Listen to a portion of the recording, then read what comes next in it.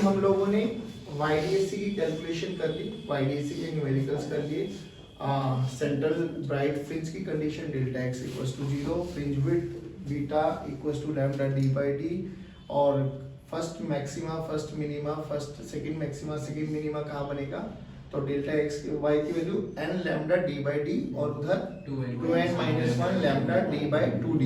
ये सब हम लोगों ने पढ़ लिया। This is all about mathematical calculation of YDSC।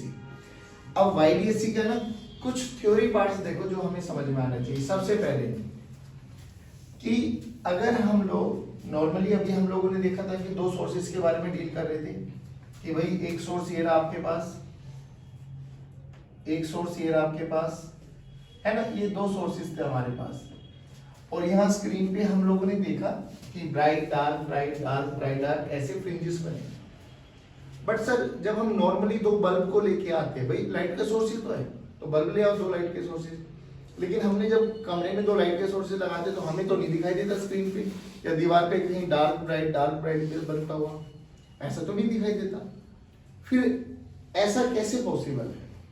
तो उसके लिए बोला गया कि हम लोगों को दो सोर्सेज चाहिए जरूर है, बट वो दोनों के दोनों सोर्सेज कोहेरेंट सोर्सेज होने चाहिए। अब सर ये कोहेरेंट सोर्सेज क्या है? अभी आई टेल यू। देख, एक सिंपल सा एक फंडा बता रहा मुझे, इंटेंसिटी का फॉर्मूला पता है मुझे, जल्दी बोलो। आई नेट का formula I1 plus I2 plus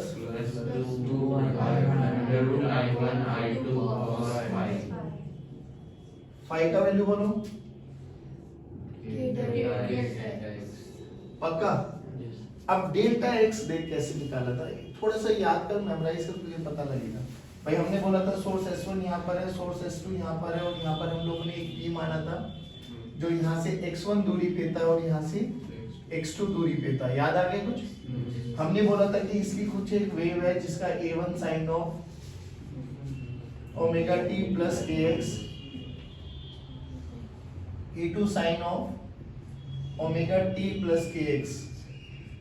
फिर हमने क्या बोला था कि यहाँ पे x की वैल्यू को x1 पुट कर दो, यहाँ पे x की वैल्यू को x2 पुट कर दो, तो इसके बाद दो SHM आ जाएंगे और SHM को ऐड करना हमें आता है। जल्दी बोलो तीनों कंडीशन। सबसे पहले ओमेगा टी पॉजिटिव, हाँ वेरी गुड, साइन दोनों साइन होना चाहिए प्लस वन। अगर तीनों कंडीशन सेटिस्फाई करती है तो A1 वह होगा जिसका फेज परफेक्ट परफेक्ट, और फेज डिफरेंस बड़े वाले फेज में से छोटे वाले फेज में। तो ऐसे क्या था हम लोगों ने, जब यहाँ पे करेंगे तो बच्चों यहाँ पे इक्वेशन क्या हो जाएगी, जल्दी बोलो। y1 की equation a1 sin of omega t plus kx1, y2 की बोलो a2 sin of omega t plus kx2। Phase difference बोलो डेल्टा x, बड़े में से छोटे वाले का मान इनिशियली मान लो a2 बड़े वाला है, a1 छोटे वाला है ना, तो क्या हो गया kx2 माइनस x1, पक्का। अभी देख हमने बिना कुछ बोले एक चालाकी खेली है यहाँ पर, अभी तुझे समझ में भी आएगा। क्या ये वाला पार्टिकल अगर ये सोर्सेज यहाँ पे ही रहेंगे तो क्या इस S1 सोर्स के लिए ये वाला P पार्टिकल हमेशा x1 दूरी पर ही रहेगा? क्या इसके लिए हमेशा x2 दूरी पर ही रहेगा? तो ध्यान से देख, क्या x2 माइनस x1 हमेशा सेम ही रहेगा इस P पार्टिकल के लिए। हाँ पार्टिकल में इसको हटा के यहाँ पे कोई P1 कर दो तो इसके लिए अलग हो जाएगा, इसके लिए अलग हो जाएगा, ये x3 मान लो और ये x4 मान लो। पार्टिकल का वेरिएशन करता चला जाऊंगा तो पाथ लाइन डिफरेंस अलग अलग हो जाएगा। बट क्या समय के साथ t इक्वल्स टू 1 सेकंड पे देखो, 10 सेकंड के बाद देखो, 20 सेकंड के बाद देखो, क्या इस पे कोई फर्क पड़ रहा है? जब तक ये पार्टिकल यहाँ पर है, S1 S2 यहाँ पर है, क्या डेल्टा x चेंज होगा क्या? अगर डेल्टा x चेंज नहीं होगा तो क्या फाई चेंज होगा क्या? फाई चेंज नहीं होगा तो क्या cos फाई चेंज होगा क्या? और cos फाई चेंज नहीं होगा तो क्या i चेंज होगा क्या? इनको बोलते हैं सस्टेन्ड इंटरफेरेंस, जो समय के साथ साथ चेंज नहीं होती। और समय के साथ साथ चेंज नहीं होती तो ध्यान से देख, तूने क्या किया, तूने दोनों का ओमेगा क्या माना है? सेम। दोनों का ओमेगा क्या माने? तभी वो कैंसिल आउट हुआ। दूसरे केस में लेके चल, मान ले इसी केस में अगर मैं थोड़ा सा वो कर दूं, यहाँ पे ओमेगा 1 मान ले, यहाँ पे ओमेगा 2 मान ले, ओमेगा 1 ओमेगा 2 दोनों का ओमेगा अलग अलग कर दिया। अब क्या हुआ? अब डेल्टा x निकाल, डेल्टा x निकालेगा तो बड़े वाले फेज में से छोटे वाले फेज को माइनस कर, तो अब क्या हो गया? ओमेगा, देखो देखो देखो ना, डेल्टा एक्स की वैल्यू क्या आ गई, टी कॉमन ले लो, omega 2 minus omega 1, T common ले लो, omega 2 minus omega 1 plus K delta x. भाई x2 माइनस x1 तो सेम आएगा, बस इसमें क्या देखो, क्या पाथ लेंथ डिफरेंस टाइम का फंक्शन भी आ गया, और क्या टाइम कांस्टेंट रहता है या लगातार वेरी करेगा? अगर लगातार वेरी करेगा तो क्या एक ही पॉइंट पर हमें इंटेंसिटी सेम मिलेगी या चेंज होती हुई दिखाई देगी? कभी वही मैक्सिमम वही मिनिमम वही, कभी वही मैक्सिमम वही मिनिमम, नहीं आया समझ में? तो ये टाइम पे डिपेंडेंट हो जाएगा। तो कोहेरेंट सोर्स कौन से सोर्स होते हैं? ऐसे सोर्सेज जिनका ओमेगा, जिनकी फ्रीक्वेंसी क्या नहीं सेम, और जिनका पाथ लेंथ डिफरेंस कांस्टेंट रहे, समय के साथ साथ चेंज, और समय के साथ साथ चेंज हो गए तो वो कोहेरेंट सोर्स नहीं है। हाँ, पहली बात तो ये कंडीशन होती है हमारे पास कोहेरेंट सोर्सेज की। अब सोच कि सर दो सेम कलर के बल्ब, बिल्कुल same company, same colour, same vote, सब कुछ सेम, देखने में भी एक जैसे, बिल्कुल डिट्टो सेम, भाई बहन लेके आए, दोनों भाई लेके आ गए, क्या वो भी कोहेरेंट सोर्स होते हैं? नहीं। अब इस कोहेरेंट सोर्स नहीं होते दो सोर्सेज, दो independent sources are never be coherent sources. Why? इसका आंसर वैसे तुम्हें एटम में समझ में आता है, और जब तुमने 11th स्टैंडर्ड में केमिस्ट्री में एटम पढ़ लिया होगा तो आपको इतना चीज समझ में आती है।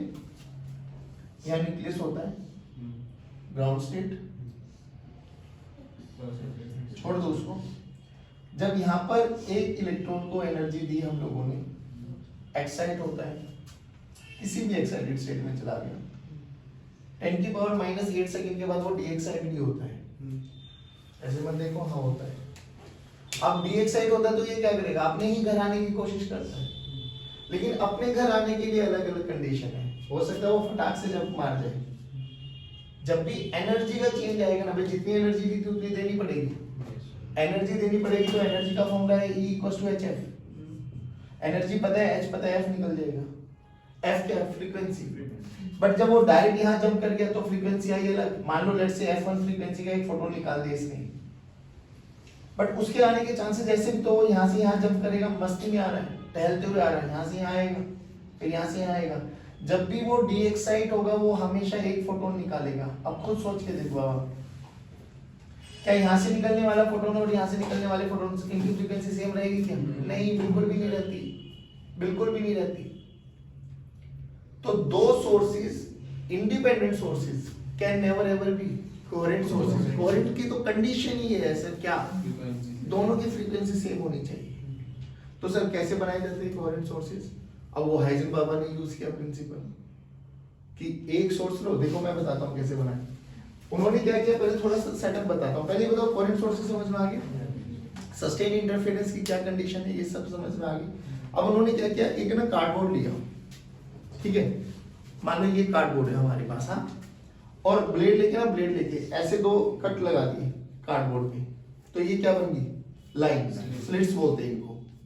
और सामने एक अपना स्क्रीन रख दिया, ठीक। ये अब आपके पास दो छोटी छोटी ओपनिंग बन गई ऐसी लाइन, और सामने स्क्रीन, और यहाँ पे एक सोर्स को रख दिया।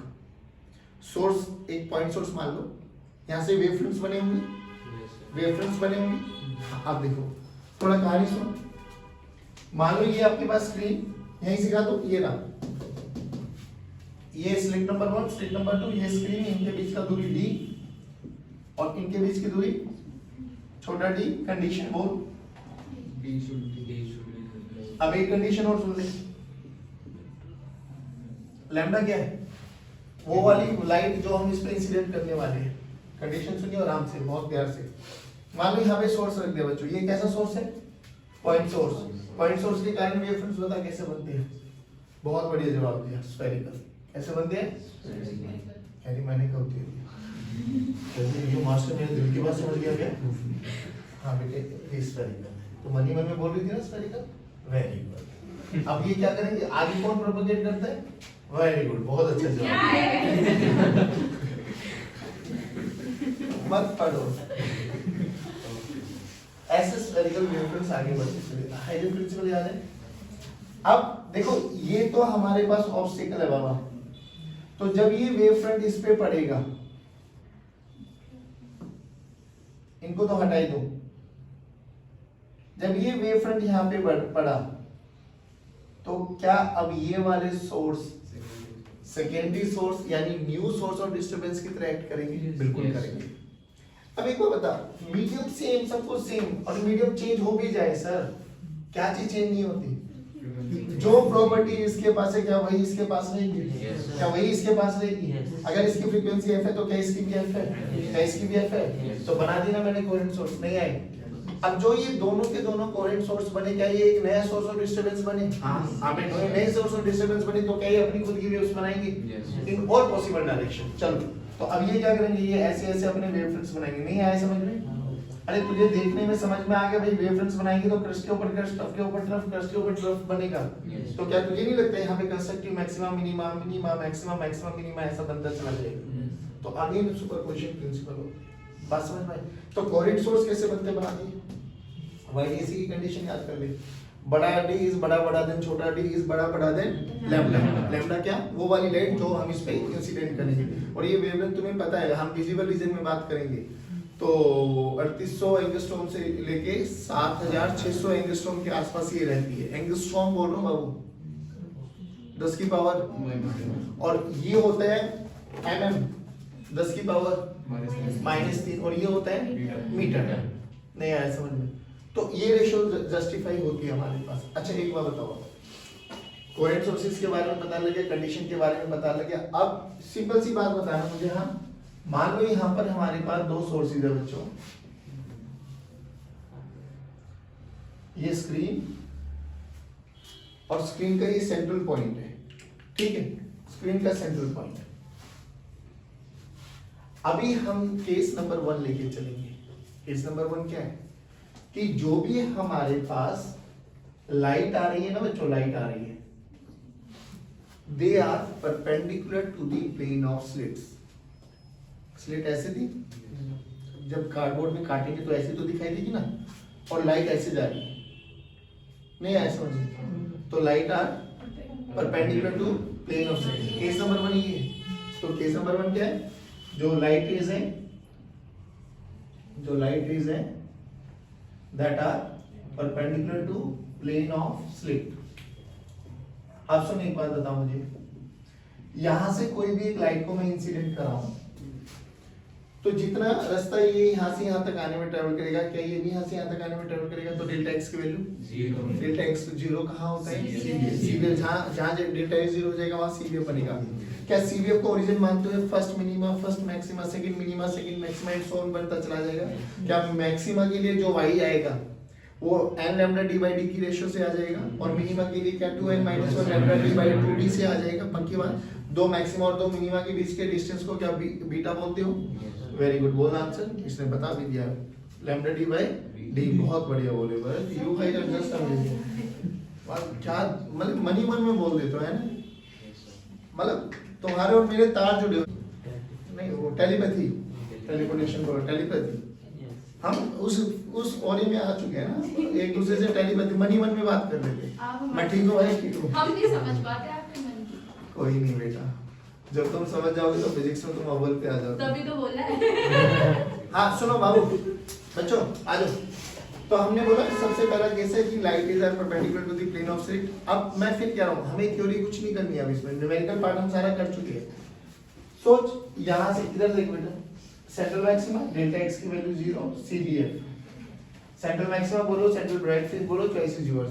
यहाँ पे किसी भी y दूरी पर हमें क्या यहाँ से x1 निकाल देंगे बच्चों? क्या यहाँ से x2 निकाल देंगे? और ये क्या मेरा एंगुलर पोजीशन हो जाएगा सेंटर से, ये वाला, this is your angular position theta. ठीक, हमें पार्शियल डिफरेंस निकालना होता है, तो वही कंडीशन कि जो कि ये और ये बहुत बड़े बड़े, मतलब ये कैपिटल D बड़ा देन छोटा d, तो ये तीनों की तीनों पैरेलल होंगी, तो यहाँ से एक परपेंडिकुलर लाइन ड्रॉ कर देंगे, तो ये हमारा डेल्टा x आ जाएगा। बच्चों जल्दी बोलो, किसके बराबर आएगा? d sin theta. सभी बच्चे बोलेंगे किसके बराबर? d sin theta.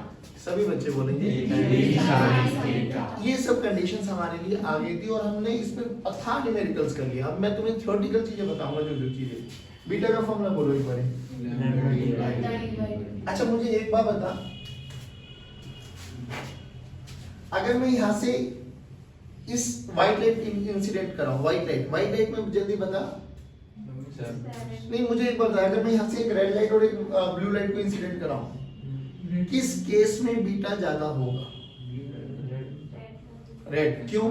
रेड का ज्यादा रेड का वेवलेंथ ज्यादा है और beta is directly proportional to wavelength. Point number 1। दूसरा एक बात बताओ कि अगर मैं इस एपरेटस को उठा के पानी में डाल दूं तो व्हाट अबाउट बीटा? बढ़ेगी, घटेगी या सेम रहेगी? सेम रहेगी। Very good. आप बताओ। बढ़ेगी। Very good. आप बताओ। स्नेल्स लॉ याद करो। sin I by sin R must be equals to mu1 by mu2 must be equals to v1 by v2 must be equals to lambda 2 by lambda 1। क्या mu and lambda are inversely proportional to each other? lambda कम हो जाता है बे। कम हो जाएगा। अरे lambda dash की value lambda by mu नहीं हो जाएगी? तो घटेगी बढ़ेगी? घटेगी बढ़ेगी? lambda घट जाता है बे, तो घट जाएगा तो बीटा की वैल्यू कम हो जाती है। अब एक बात और बताओ, अभी हम बात कर रहे थे मोनोक्रोमेटिक लाइट के बारे में। मोनोक्रोमेटिक का मतलब सिंगल कलर। रेड डाली तो रेड रेड की हमें red, then bright dark, then red colour, then dark, ऐसा मिलता चला गया। मैंने ऐसे व्हाइट लाइट डाली। White light is combination of, जल्दी बता, सेंट्रल ब्राइट फ्रिंज पे कौन सा कलर दिखाई देगा? CBF कौन सा कलर दिखाई देने वाला है? व्हाइट ही दिखेगा। बिल्कुल सही बोले, क्योंकि जितनी भी लाइट जाएंगी उनके लिए, सबके लिए कॉमन डिस्टेंस रहेगा ना यहाँ से। भाई ग्रीन जाए, ब्लू जाए, रेड जाए, तो सबके लिए डेल्टा एक्स की वैल्यू क्या रहेगी? सेम, मतलब डेल्टा एक्स 0 हो जाएगा। अरे बोल भाई, तो यहाँ सभी की सभी लाइट्स का कॉम्बिनेशन आता चला जाएगा। नहीं आया समझ में? पक्की बात। तो हमें अभी भी कौन सा मिलेगा? CBF व्हाइट कलर ही दिखाई देगा। बोल इतना समझ में आया? अब यहाँ से ना बहुत बेसिक सी चीजें पूछी जाती है। जैसे फॉर एग्जांपल हमने अभी बोला था कि जब YDSC का सेटअप बना रहे थे तो हम लोगों ने क्या बोला कि हमने कार्डबोर्ड लिया और कार्डबोर्ड पे ऐसे स्लिट्स बनाई, लाइट डाली तो स्क्रीन पे हमें जो शेप्स दिखाई देंगी फ्रिंजेस की, वो कौन सी फैमिली से बिलोंग करेगी? क्या वो स्ट्रेट लाइन दिखाई देगा, सर्कल दिखाई देगा, पैराबोला दिखाई देगा, हाइपरबोला दिखाई देगा, एलिप्स दिखाई देगा? कैसी शेप दिखाई देती है? दूसरी चीज, अब सिंपल है ना, अगर हम स्लिट्स ना बना के, मतलब ये ऐसे कट ना लगा के हम एक पिन होल कर दे, पिन होल समझ गए आप लोग? तो पिन होल कर दे तो हमें क्या दिखाई देगा? क्या हमें स्ट्रेट लाइन दिखाई देगी, पैराबोला दिखाई देगा, एलिप्स दिखाई देगा, हाइपरबोला दिखाई देगा, सर्कल दिखाई देगा? बोलो। जब हम लोगों ने ऐसे स्लिट्स बनाई तो हमें स्क्रीन पे क्या दिखाई देगा? Straight line. Simple, straight line, वो तो स्ट्रेट लाइन। और जब हम लोगों ने पिन होल कर दिए तो नहीं, तब हमें दिखाई देगा फैमिलीज ऑफ हाइपरबोला। ये CBSE में पूछे गए क्वेश्चंस, सुन लेना। स्ट्रेट, जब स्लिट्स थी ऐसे कट किया सीधा, लाइट डाली तो सामने स्क्रीन पे ऐसे स्ट्रेट लाइन दिखाई देगी आपको, bright dark, bright dark, bright dark. जब हम लोगों ने पिन होल किया तो हमें फैमिलीज ऑफ हाइपरबोला, मतलब हाइपरबोला दिखाई देने वाला है।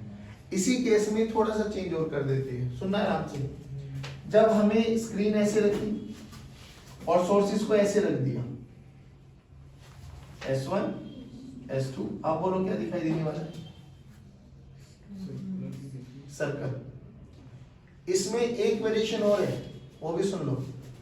कई बार ऐसे करते हैं, वो यहाँ पे एक मिरर रख दिया, सोर्स यहाँ पे रख दिया, ऐसे नहीं, ऐसे।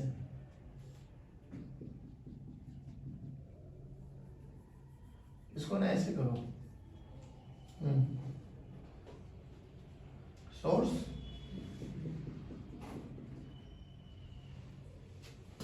अच्छा सोर्स ये रख दिया, बता ना। पहले बताओ YDSC के लिए कितने सोर्सेस चाहिए थे? 2। यहाँ कितना है? 2 ही है। दूसरा कहाँ है? इमेज बनेगी ना, प्लेन मिरर है ना। अच्छा एक और समझ लेना, रिफ्लेक्शन से भी हम लोग कोहेरेंट सोर्सेज बना सकते हैं। जैसे यहाँ पे हम लोग ने स्प्लिटिंग से बनाए थे, तो रिफ्लेक्शन मेथड से भी हम कोहेरेंट सोर्सेज बना सकते हैं। बात समझ में आ रही? दिमाग में बिठा लेना, क्योंकि ये बहुत बेसिक से क्वेश्चन है जो पूछे जाते हैं कि ऐसा पॉसिबल है। हाँ बिल्कुल पॉसिबल है, घबराने की कोई आवश्यकता नहीं। तो रिफ्लेक्शन एक और मेथड है कोहेरेंट सोर्सेज बनाने का, और एक दूसरा मेथड स्प्लिटिंग, एक ही वेव को स्प्लिट कर दो, एक ही सोर्सेज से आने वाली लाइट को दो अलग अलग पार्ट्स में स्प्लिट आउट कर दो। इमेज को कैसे सोर्स मान लोगे?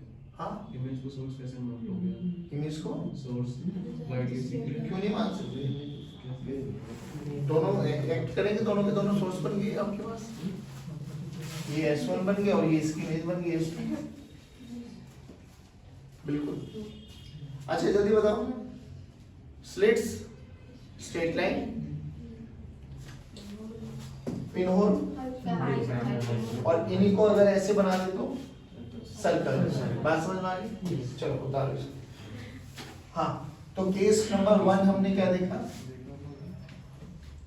When rays are perpendicular to the plane of slit, तो रेज ऐसे आई हमारे पास। अब सुनना भाई,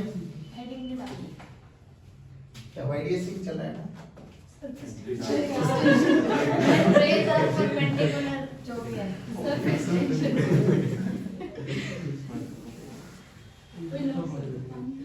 ठीक, आ जाओ दूसरा देखो, ये लेना ये वाला, दूसरा देखो।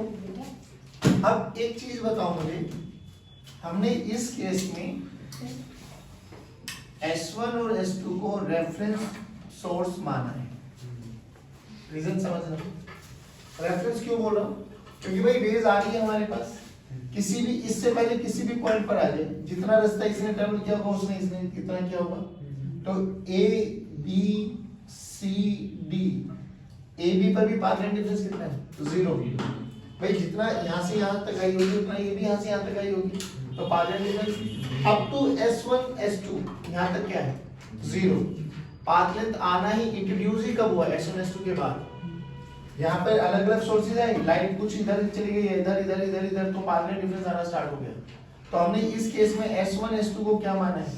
Reference source. क्या माना है? Reference source. क्या माना है? रेफरेंस। नहीं आया समझ में? दोबारा सुनो, S1 S2 के बाद हमने पाथ लेंथ डिफरेंस निकाला था, और अभी सुनना, और ये पाथ लेंथ डिफरेंस कितना आएगा बच्चों हमारे पास?